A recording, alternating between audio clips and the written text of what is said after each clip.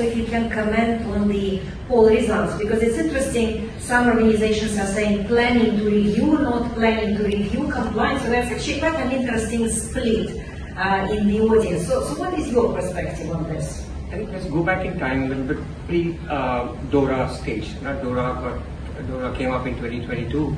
I think at least from the... Which one? Hello.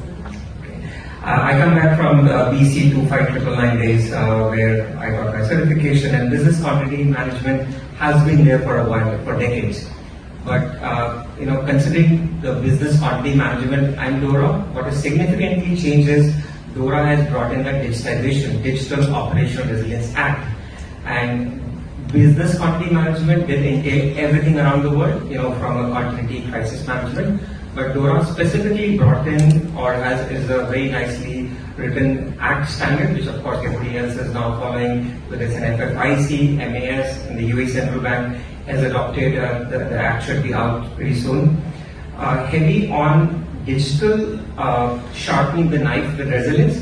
DORA says be resilient and not go into a recovery mode, as Shekhawat mentioned earlier. Business continuity management is very reactive. You go into recovery mode. DORA says be resilient. Do not fall for it, or have your processes in place, your supply chain, your cyber strategies, everything in place where even before something could happen, you are in control of the whole crisis or situation. That's one aspect of DORA.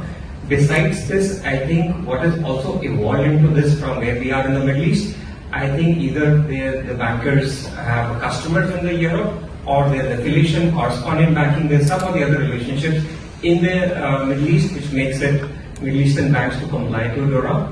At the same time, the acts that's coming in the UAE Central Bank or SAMA is no different than what DORA says. So eventually there's an upgraded format of what DORA says happening in the Middle East as well.